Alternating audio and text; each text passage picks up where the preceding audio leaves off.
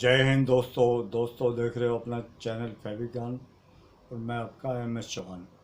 तो हमारे कई भाइयों का क्वेश्चन है कि उनके वाइट कपड़े के ऊपर उन्होंने हाइपो ब्लीच यूज़ किया, उसके बाद भी पीलापन उससे ख़त्म नहीं हुआ।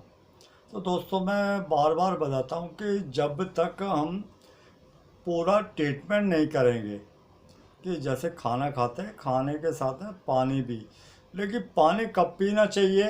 खाने के बाद तो पानी आधे घंटे या 1 घंटे बाद पीना चाहिए, लेकिन कुछ चीज़ें ऐसी होती हैं जो हमें इमीडिएट करनी पड़ती हैं। कि जब हम कोई मेडिसिन लेते हैं उसके साथ में एंटीबायोटिक और नहीं लेंगे तो उसका दुष्परिणाम होगा। तो बिल्कुल उसी तरह कि वो जो हमारे जो गारमेंट है उसके ऊपर हमने केमिकल तो ऐड किया, वो केमिकल तो किया, लेकिन उसको न्यूट्रल नहीं किया। जब तक न्यूट्रल नहीं करेंगे तो उसका जो क्वालिटी है, उसकी जो गुणवत्ता है वो निखर के नहीं आएगी। कि जब भी आप किसी भी क्लोरीन केमिकल को यूज़ करते हैं तो उसके साथ में आपको उसको न्यूट्रल करने के लिए सोडियम हाइड्रोसल्फेट यूज़ करना पड़ेगा। और उसी तरह जैसे आप पोटाशियम परमैंगनेट को यूज़ करते हैं, ये भी ब्लीचर है। और जो हमारा जितने भी सब ब्लीचर होते हैं, इसमें जितना भी एक कपड़े से दूसरे कपड़े का कलर निकालने का जो भी साधन होता है उसको ब्लीचर में लिया जाता है। ब्लीचर में क्या आता है, उसमें जैसे हाइपोक्लोराइड लिक्विड है, एक तरह का ब्लीचिंग जो पाउडर होता है उसका लिक्विड ही समझे एक तरह का। और उसी तरह इसमें पोटाशियम परमैंगनेट है, उसके अंदर हमारा रंग काट है यानी सोडियम हाइड्रोसल्फेट है। तो हर एक चीज़ को जब तक इनको न्यूट्रल नहीं करेंगे, और न्यूट्रल करने के बाद में फिर उसको न्यूट्रल करना है। जैसे हमने किसी भी क्लोरीन केमिकल को न्यूट्रल किया है सोडियम हाइड्रोसल्फेट यानी रंग कार्ड से, यानी हाइड्रो से। हाइड्रो जो केमिकल है, एक हाइड्रो होता है जो स्पिनर होता है, वो नहीं। तो उसके लिए उससे किया, उसके बाद सादा पानी में खंगाल के उसको हम न्यूट्रल करेंगे सोडा एस और डिटर्जेंट से। और कुछ गारमेंट ऐसे होते हैं जिसमें क्वेश्चन एक और आया था कि उसमें हमारे एक भाई का क्वेश्चन आया था कि उन्होंने वुलन की शॉल और एक वाइट साड़ी सिल्क की, उसको उन्होंने हाइपो कर दिया था।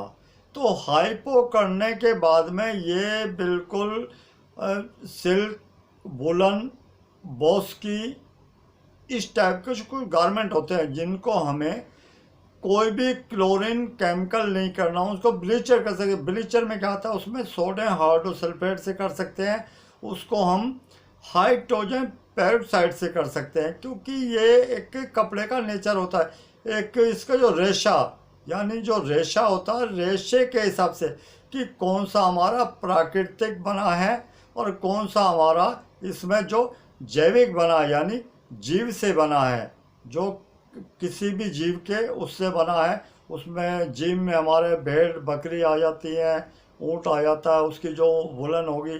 उसी तरह सिल्क में हमारे जो कीड़े होते हैं, कीड़े। और उसी तरह जो मैन मेड यानी मानव निर्मित जो गारमेंट जो सिल्क है, उसका भी प्रोसीजर कुछ कुछ इसी टाइप का होता है।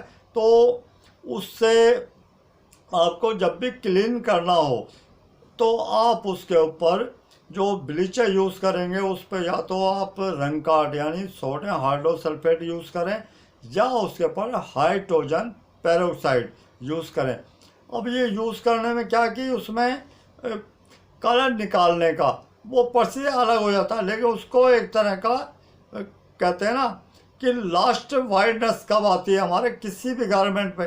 और किसी भी गारमेंट को हम कर सकते हैं, कुछ भी कर सकते हैं, लेकिन उसके लिए हमें अनुभव चाहिए होता है। बिना अनुभव के हम किसी भी काम को करेंगे तो अच्छे की जगह यानी उसकी क्वालिटी की जगह उसके दुष्परिणाम आ सकते हैं।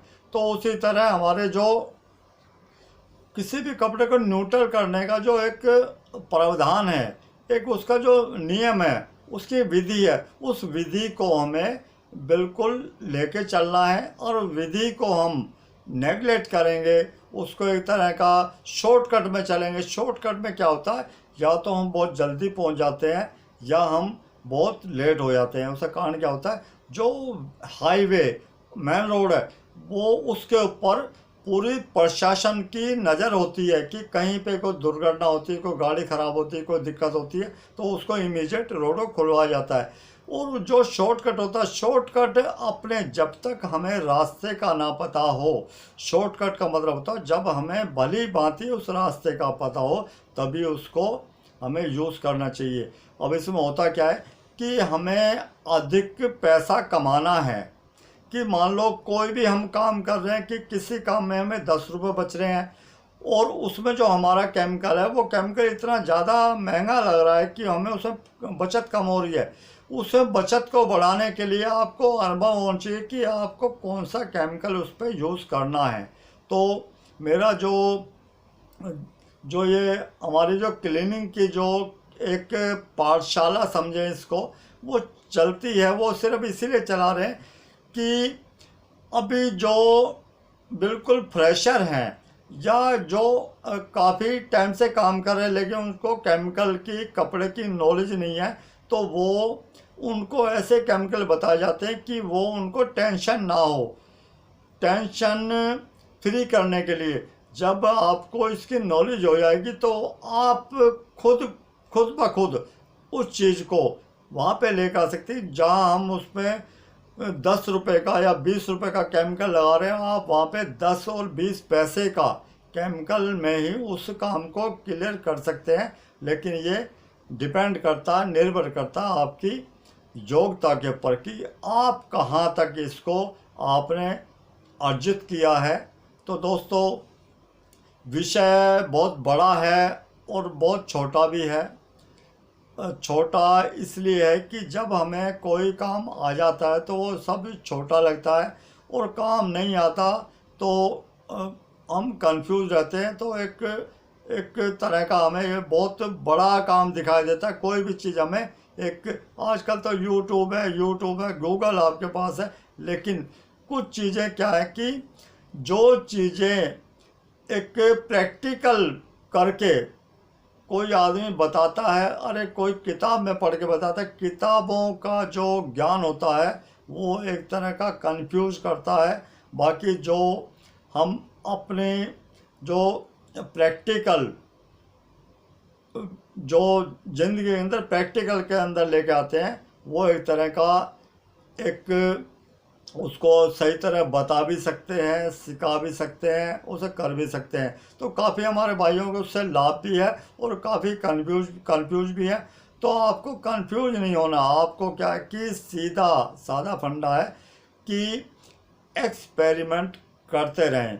बाकी क्वेश्चन बहुत हैं और बहुत बड़ा विषय इसलिए है कि काफ़ी वीडियो बन चुकी हैं और आने वाले टाइम में बहुत सारी वीडियो भी बाकी हैं कि इसको बहुत डीपली आपको समझाया जाएगा।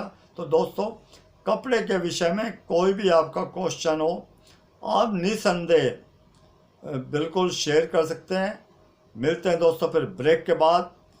जय हिंद, जय भारत।